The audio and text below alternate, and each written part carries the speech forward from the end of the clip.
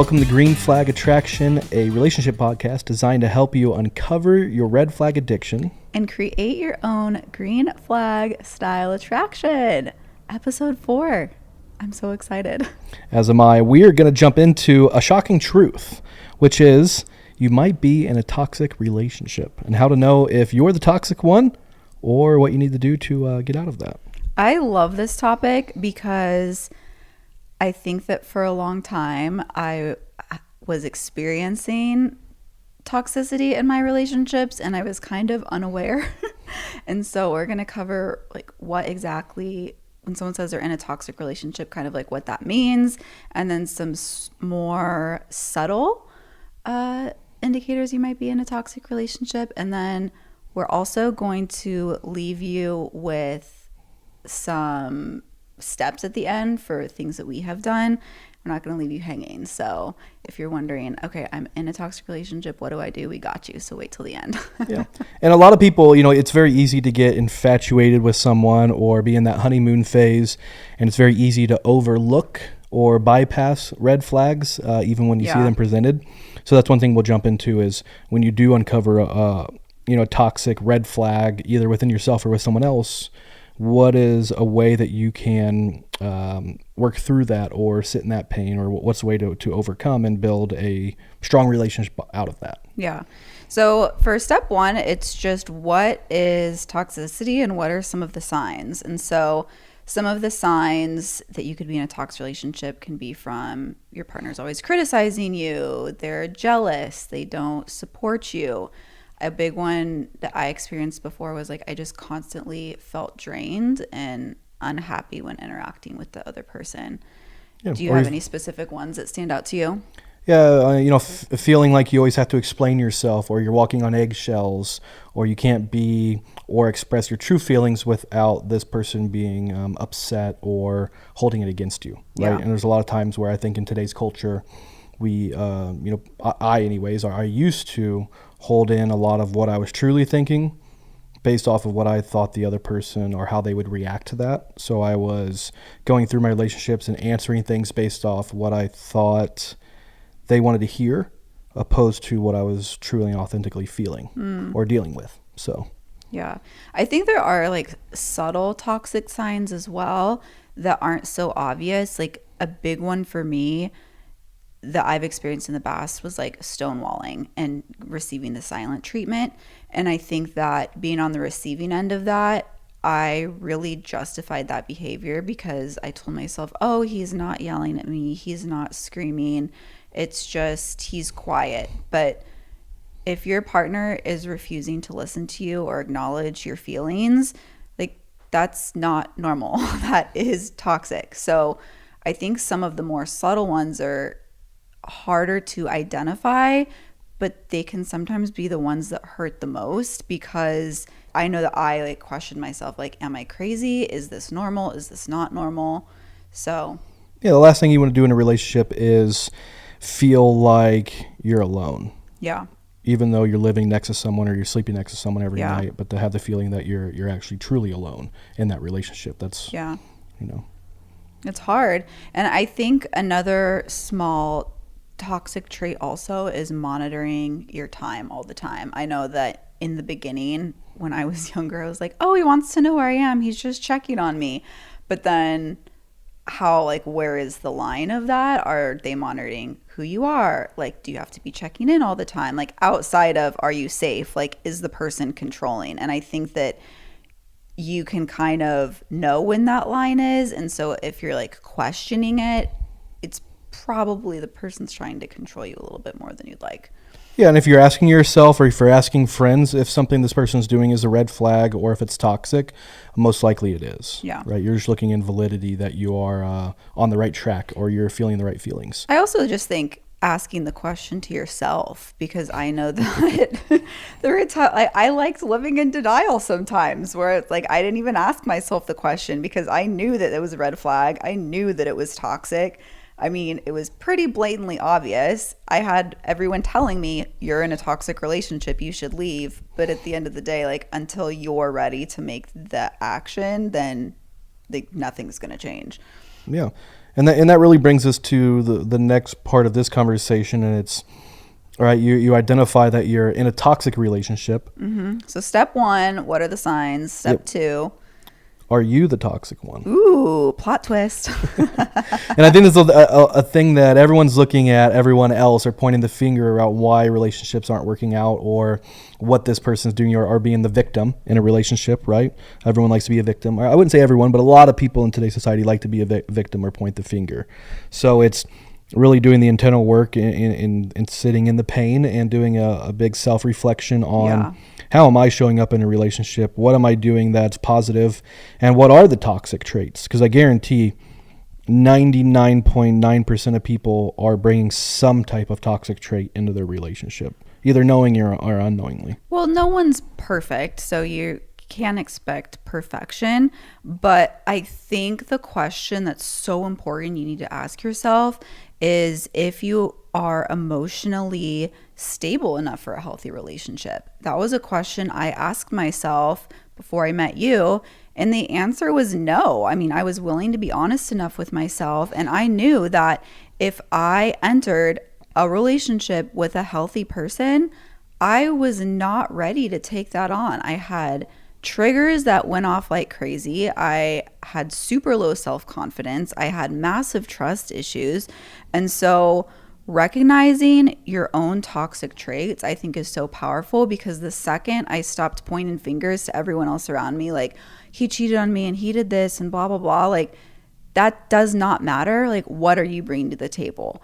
And what I was bringing to the table was a lot of trauma and I brought my own toxicity. Like, yeah, he was cheating on me, but I was going through his phone. Yeah, he was. So I think that it's like recognizing and being able to know like where you fall short and your toxic traits, and doing the healing to show up for your partner as the most healed version of you. Right. Yeah, I agree with that. And it's also, a lot of people are, like I said, pointing the finger at others, but when you realize that you are being the toxic one or that you do have some toxic traits, it's being, man or woman enough to admit that to you and your partner, but also to do the work to figure out how to get past those things. Yeah. Right. Like, I know a big thing for me was insecurity in a way, right? Especially when I got back into the dating world after being in a relationship for so long. It was, I would get intimidated when I was dating people or talking with people that had a flavorful past, I guess you could say, or have had a lot of, dating excursions or partners, or they've, had a lot of flings here and there. It was hard for me to separate that when in that relationship, because it's like, okay, well, am I just the next fling? Am I the next relationship? Wanting to go through phones, wanting to look at records, see, who's she talking to? Why are these conversations happening? If I'm here, why does she need to have a conversation with a guy? So I definitely have had those toxic traits in the past. And that comes more from nothing to do with that person or the person I was seeing at the time, and all 100% to do with my own insecurities around, am I enough? Am I going to be abandoned, this, that, or the other? So I had to do the self-work and spend a lot of time sitting in that pain, figuring out what I was doing to, bring on that or be that person in the relationship, and what I needed to do to be better in my next relationship. I also think having the humility and the ability to recognize that you're toxic, and I love that you said this earlier, of communicating that with your partner and moving forward. Because if you're in a relationship right now and you have toxic traits, or your partner has toxic traits, like, you can choose something different today. Like, you guys can talk about it. You can choose new actions. You can work on your triggers. It's not an all or nothing. And so we've navigated a lot of different past traumas and triggers, and we still continue to work on things, and we do that together as a couple. So I think that if you're looking like, am I the toxic one or is he the toxic one? If you start pointing fingers at like, I am, he is, you're not looking at the team factor of you guys together in a relationship. And so I think that something that's made us so strong is with our triggers and with our toxic signs and our toxic red flags. We've always seen those things as like, okay, you're responsible for this because we take personal responsibility, but how can I support you? Like, okay, if this triggers you, can I do this in a different way? And so really deciding to partner together and bring the best pieces together to really grow through and out of those toxic traits. It's like once you're something doesn't mean that you're that forever. And I think that if you choose to put yourself out of the box and you choose to forgive yourself, you choose to say like, yeah, I was toxic, I had those traits, but I'm doing something different moving forward. I think there's so much power in that. Yeah, and I love what you said there. It's just because you have a toxic trait doesn't mean that you're toxic. Yes. Right, and that's one thing I want to really drive home for people. Just because you do something or you have a toxic trait or you tend to be a little jealous or you criticize a little too much or you could be a little bit more supportive, that's okay, but it doesn't mean that that's who you are as a person. That's a trait you have now, and you can change that trait. So, I hate it when people say, and I've never been a cheater, just throwing that out there, right? But I hate when people say, oh, well, once a cheater, always a cheater. Not necessarily, right? If they understand why they're cheating, what they want to do, and if they actually identify that they no longer want to identify as a cheater or people to see them as being a cheater, then they'll do the work in order to find someone, and they'll find a way to fill that void that they have and that's causing them to cheat in a constructive way if it means something to them. So if you have a partner now, or if you're being toxic, or if they're being toxic, or if you guys are being toxic together, it's okay.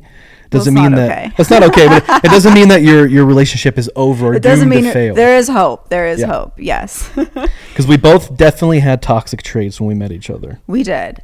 And we worked through them. I mean, we're continuing to work through all of the imperfections that we bring to the table. But I love that you just said, like, you can change it. Like, it just because you did it once, okay, you can choose not to do it again. Or if you just do it less. I mean, I think that like perfection is just not possible. And if you want to be like all or nothing, and if you think that it's that, I think that it makes change so much harder than it needs to be. Yeah. Or it's kind of like calling a spade, right? If you identify you're doing something that's a toxic trait, like if I find myself doing something that I used to do or in my old programming, and it's, I'll call that out. I'll say, hey, I realized that I was doing this. I apologize for doing that. And this is what I'm going to do moving forward in order to fix that.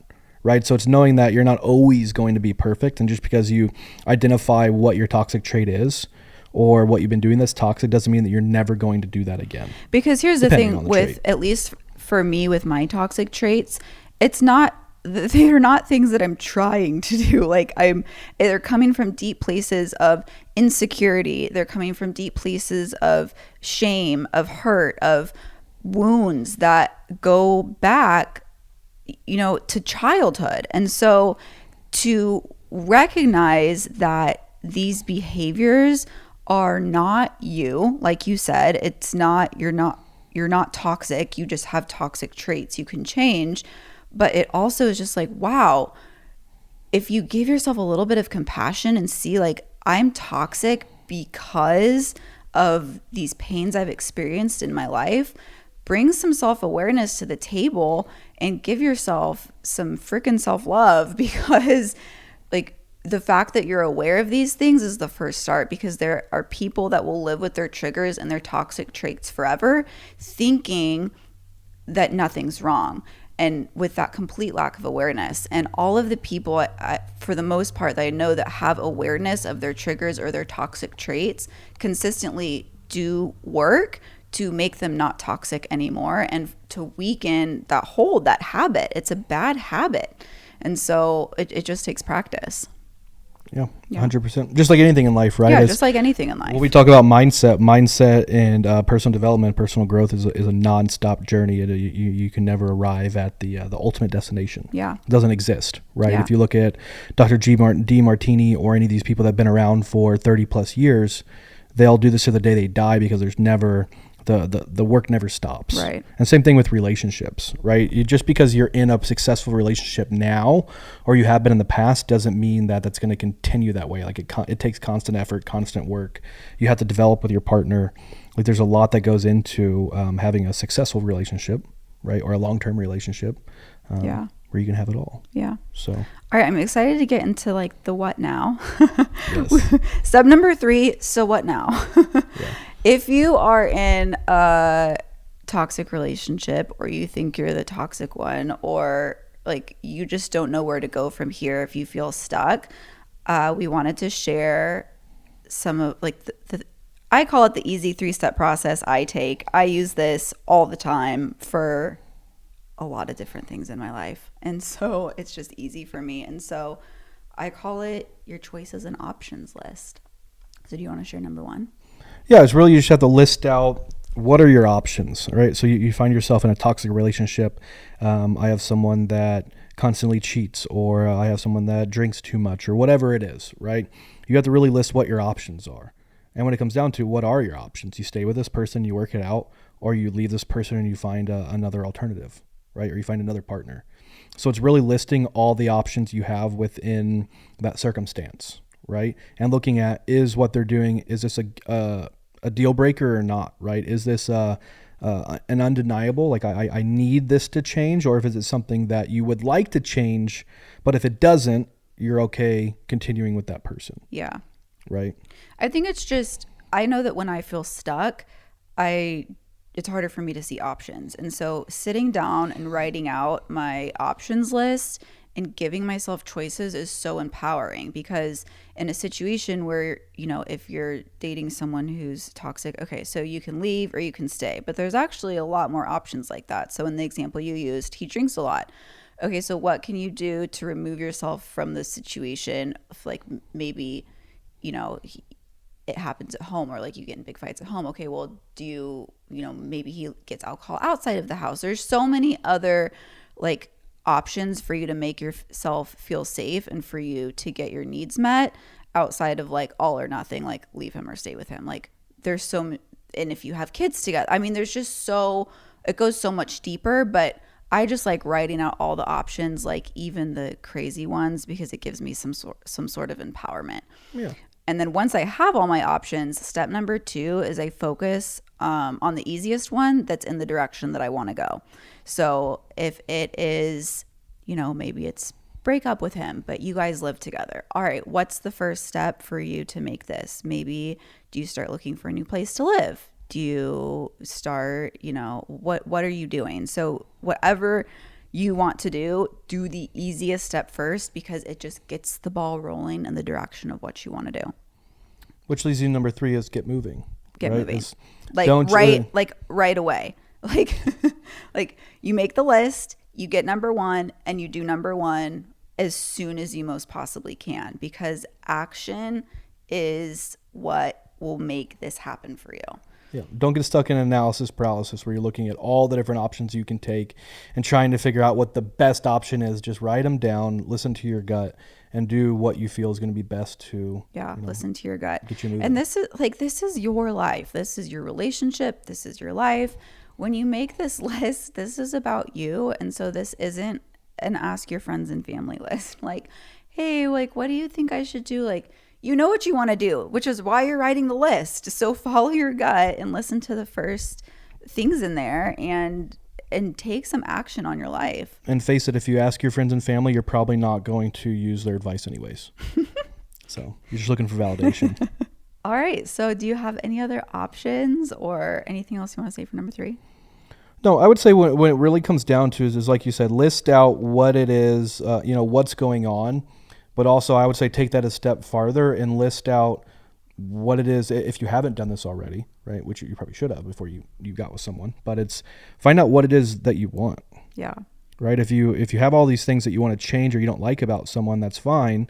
But what do you want to come of it, right? What do you want this person to do? Who do you want to be with, and who do you want to be in a relationship? So that's really where it's write down what your options are, what you can do about the situation, but then write down, how you're currently showing up. What are you doing, if anything, to cause these things to come up, right? Because a lot of times like I said, we point fingers at everyone else, but we don't do the inner work of, well, what am I doing to make this person jealous? Or what am I doing to, make this person secretive or controlling or whatever it is? Well, you can't make anyone do those things.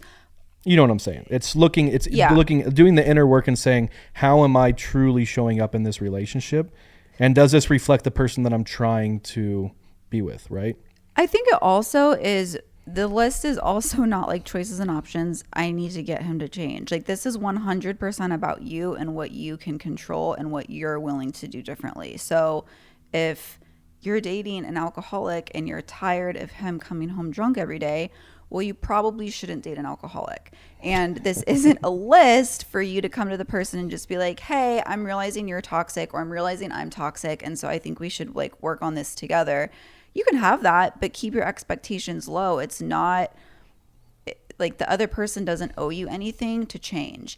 And I think that so often we see the potential in other people. I know that I have done this in the past where I see so much potential from this person, but that's really unfair for you to want someone for someone that they're not. Like, when you really think about how crazy that is, imagine dating, like going to date someone and being like, so I don't actually like you. I love this version of you that doesn't exist yet that fits into a box for me. Like, that's just insane when you say it, but so many of us are expecting that from our partner. And so truly, like what do you want? Yeah. And one thing I want to add to this too is, so you list your options, right? You see which the easiest. You start making headway. You start getting moving, right? You start actually putting effort into changing these things. One thing I want to make very clear to the audience: this isn't a laundry list of everything that you're doing wrong that I hate. It's not sitting down writing a list of 10 things that you hate about this person, then sitting down and saying, hey, you, and this is what I need from you. It's writing this list down. It's internal. It's for you to really understand what you want out of a relationship and what you need from a partner. So, and also know that some of these things, the specific options, like not about what you want for a partner, but like, what are your choices if you feel really stuck, if you're in a relationship you don't want to be in, or if you're single and you're tired of attracting red flags, like what are your choices and options for you to get yourself to where you can have a healthy relationship? What is it going to take for you to stop your toxic traits? For me, I knew I needed therapy. Like, I did. I knew that I was attracting red flags and I had toxic traits, and nothing was going to change until I healed the parts of me that were accepting that. And so, like, maybe you need therapy. Like, it's not below anyone, in my opinion. Yeah. That's okay. I've had therapy too. Yeah. Most actually every high performing successful entrepreneur that I have in my circle, that I know, that I've done any research on, all does some sort of therapy. Yeah. All right, consistently. So if it's personal development, if it's physical therapy, as far as the working out and the weights, ultra running, whatever it is, they have some type of therapy that they do that they can channel a lot of this toxicity or aggression into.